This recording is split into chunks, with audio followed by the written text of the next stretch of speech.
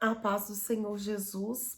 Hoje nós daremos início ao estudo da carta de Tiago, que é um dos últimos livros do Novo Testamento. Porém, se nós formos avaliar, não é um dos últimos livros escritos. Ele está constando lá no final já do Novo Testamento, mas não foi escrito por último. A carta escrita por Tiago, ela é direcionada para várias igrejas e não é uma carta específica para um indivíduo, ou seja, ela não foi escrita de alguém para Tiago, como é o caso de algumas cartas de Paulo, que são escritas especificamente para uma igreja ou para um indivíduo. Aqui é Tiago que vai escrever. E ela é uma carta considerada circular, porque ela é para circular entre as igrejas. E ela é apontada como uma carta direcionada mais para os judeus novos convertidos, embora ela possa estar sendo direcionada para todos, na verdade. Tiago começa no primeiro capítulo falando que ele é servo de Jesus Cristo. Então vamos lá, primeiro capítulo da carta universal de Tiago. Tiago, servo de Deus, ele está se apresentando, e do Senhor Jesus Cristo, as 12 tribos de Israel que andam dispersas. Saúde. Ele faz uma saudação e ele diz que essa carta é para as 12 tribos de Israel que estão espalhadas. Na verdade, é para aqueles judeus que são convertidos ao cristianismo. E ele continua no primeiro capítulo falando de tentações e de provas. E ele vai falar que nós devemos pedir sabedoria a Deus. No tocante à sabedoria e a outras situações que estão na carta de Tiago, tem pessoas que consideram que a carta de Tiago é como se fosse o livro de Provérbios do Novo Testamento, ou seja, ela é uma carta muito prática, com noções, orientações práticas. As pessoas consideram que o livro de Provérbios no Antigo Testamento é um livro de direcionamentos práticos, e assim a carta de Tiago no Novo Testamento vai tomar esse papel. E algo importante que vai estar escrito ainda no capítulo 1. Se algum de vós tem falta de sabedoria, peça a Deus, que a todos dá liberalmente, e não lance em rosto, e ser-lhe-á dada. Ele fala aqui de uma promessa, no versículo 5 do capítulo 1, que Deus dá sabedoria para quem pede. E se alguém se sente com falta de sabedoria, peça para quem? Peça para Deus, porque Deus vai lhe dar sabedoria. O versículo 6 complementa: peça, porém, com fé, não duvidando, porque o que duvida é semelhante à onda do mar, que é levada pelo vento e lançada de uma parte para outra. Pode pedir sabedoria para Deus, mas não deixe de ter fé, porque nós temos que crer que o que pedimos para Deus, o Senhor vai nos entregar. Amém? Ele continua falando sobre como o irmão, como as pessoas devem se dirigir. Amém? Não pense que as pessoas sem fé vão conseguir do Senhor alguma coisa. Está no versículo 7. O homem de coração dobre é inconstante em todos os seus caminhos. Então, ele está orientando para nós pedirmos com fé, para nós termos fé, para nós estarmos crendo que o Senhor é aquele que vai nos entregar o que nós pedimos. O versículo 12 vai falar das tentações. Bem-aventurado o varão que sofre tentação, porque quando for provado, receberá a coroa da vida, a qual o Senhor tem prometido aos que o amam. Ninguém sendo tentado, versículo 13, dirá: de Deus sou tentado, porque Deus não pode ser tentado pelo mal e a ninguém tenta. Então essa é uma concepção errada. Eu sou tentado por Deus, Deus mandou a tentação. Ninguém pode ser tentado por Deus. Nós somos tentados pelo mal, mas o Senhor permite para que nós sermos tentados, possamos resistir.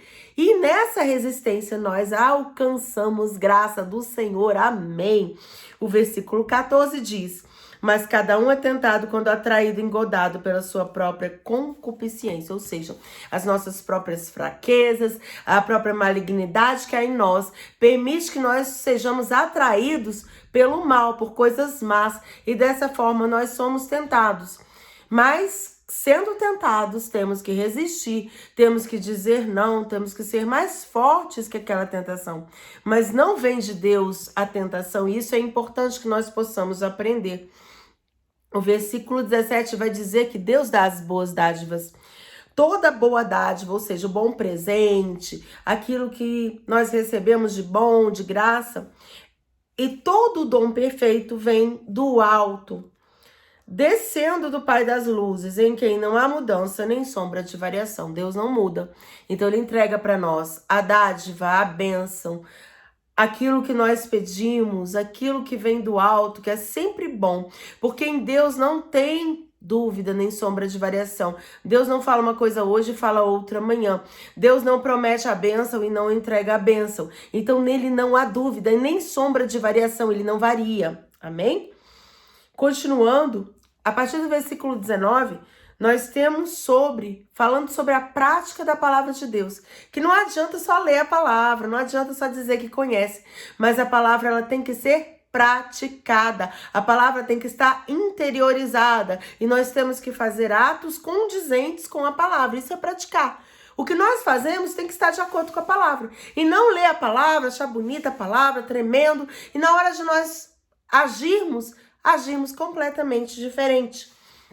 O versículo 19 começa dizendo: sabeis isto, meus amados irmãos, mas todo homem seja pronto para ouvir, tardio para falar e tardio para se irar, porque a ira do homem não opera a justiça de Deus. Pelo que, rejeitando toda a imundícia e superfluidade de malícia, recebei com mansidão a palavra em voz enxertada, a qual pode salvar as vossas almas. Quando nós recebemos a palavra, nós passamos a agir de acordo com o que Deus quer. Nós interiorizamos a palavra, cremos na palavra. E isso opera em nós o quê? Primeiramente, a salvação. Versículo 22 diz assim: sede cumpridores da palavra, não somente ouvintes, enganando-vos com falsos discursos. Por quê? Muitas vezes nós queremos nos alimentar daquilo que não está de acordo com a palavra. Ou seja, ouvimos a palavra, dizemos que cremos na palavra, mas ficamos nos alimentando de falsos discursos. Que discursos falsos são esses? São exatamente aqueles discursos, aquela letra que vai dizer algo contra a palavra. Não, não é exatamente assim. Não, a gente não precisa dessa forma. E está contra a palavra. Tudo que está contra a palavra é anátema. Não é bênção na nossa vida. Amém? Continuando. Nós vamos começar o versículo 2, com Tiago fazendo uma grande exortação. Não é permitido fazer acepção de pessoas, ou seja, separação de pessoas. O que nós vemos que acontece, infelizmente, em muitas igrejas, em muitos locais que nós vamos e que as pessoas se dizem cristãs, mas dão honra a quem está bem vestido, prestam atenção em quem fala bonito e desprezam aquele que é humilde, aquele que é simples. Tiago vai nos dizer no capítulo 2, versículo 1, meus irmãos, não tenhais a fé de nosso Senhor Jesus Cristo, Senhor da glória, em acepção de pessoas, ou seja, em separação, em discriminação de pessoas. Versículo 2 em diante vai dizer: porque se no nosso ajuntamento entrar algum homem com anel de ouro no dedo, com vestidos preciosos, e entrar também algum pobre com sorte dos vestidos, e atentardes para o que traz o vestido precioso, e lhe disserdes: assenta-te tu aqui, num lugar de honra, e disserdes ao pobre: tu, fica em pé ali, ou assenta-te abaixo do meu estrado, porventura não fizestes distinção dentro de vós, e não fizestes juízos de mau pensamento? Ouvi, meus amados irmãos, porventura não escolheu Deus aos pobres deste mundo, para serem ricos na fé, e herdeiros do reino que prometeu aos que o amam? Mas vós desonrastes o pobre. Porventura não vos oprimem os ricos e não vos arrastam aos tribunais? Porventura não blasfemam eles o bom nome que sobre vós foi invocado? Todavia, se cumprirdes conforme a escritura, a lei real, amarás ao teu próximo como a ti mesmo.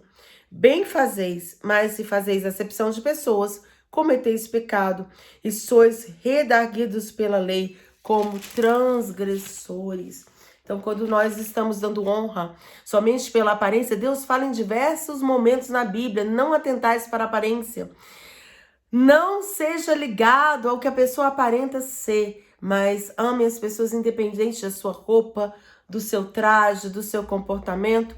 Por quê? Porque quando fazemos acepção de pessoas, estamos aí fazendo divisão, sendo preconceituosos, estamos agindo igual o homem do mundo age, igual as pessoas do mundo agem, né? Quando você tem dinheiro, você é bem tratado, bem visto, bem quisto.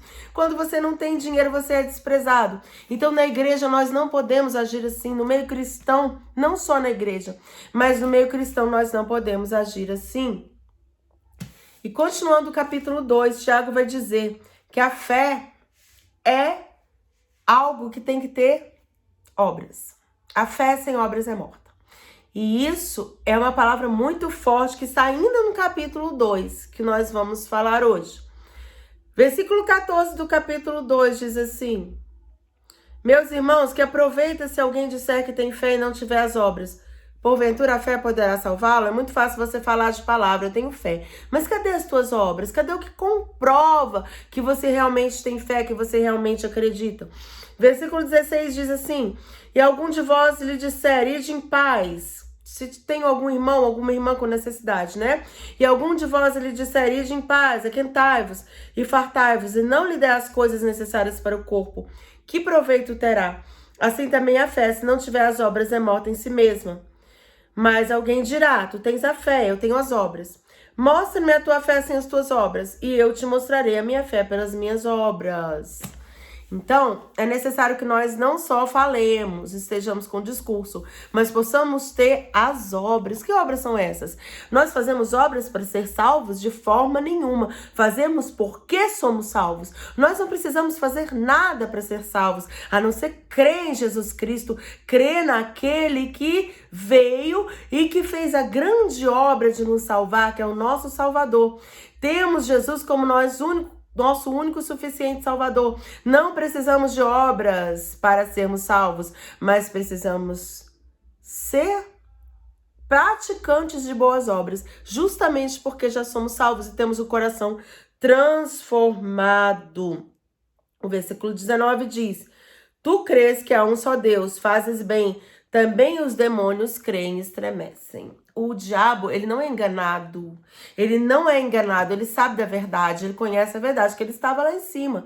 Ele foi lançado lá do alto. Ele conhece a verdade, ele conhece que há um só Deus. Só tem um só Deus e um só mediador entre Deus e os homens, que é Jesus Cristo, o homem. Amém?